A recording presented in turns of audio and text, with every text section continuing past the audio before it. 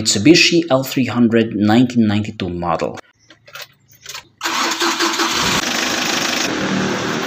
Pangnegosyo, pampasada, pampamilya, panggala. Sa exterior maganda may dating, kahit na simpleng-simple lang. Boxy siya, lahat designed for maximum cargo space. Walang arte, walang drama.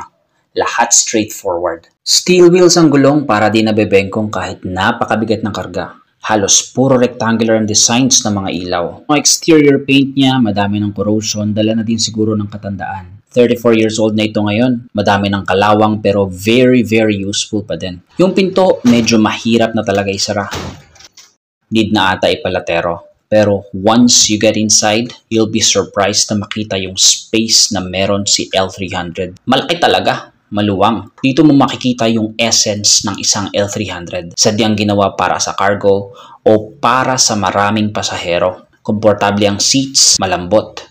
May dual aircon para sa comfort ng passengers. Pako naman tayo sa front. Kung gaano kasimple sa likod, ganito din kasimple sa harap. Walang audio control sa manibela. Dashboard is plain. Walang airbags. May one-din stereo naman para di masyadong boring sa biyahe. May aircon pa din ito guys. Gumagana pa din. Na-adjust ang driver seats paurong o palapit sa manibela para kung hindi mo masyadong maabot ang pedals, pwede mong iisod. Itong cambio naman, ito siguro yung pinaka-kinagulat ko dito nung una ko itong magamit. Kung nasanay kayo sa typical na manual transmission ng mga bagong kotse ngayon, medyo maninibago kayo dito. Una talagang hirap na hirap ako ipasok yung primera, segunda, at saka yung reverse. Kailangan pala talagang isagad bawat pagkambyo para siguradong pumasok ang bawat gear. 3 seats sa unahan, isa sa driver, tapos pwedeng 2 pasahero. 3 sets din ng seatbelts para sa bawat isang nakaupo sa front seats. Isang visors din para sa driver and passenger. Simple, basic, straightforward. Designed for utility. Designed for usefulness. Ito ang Mitsubishi L300. Sadyang ginawa para sa mga taong may pangarap umangat sa buhay.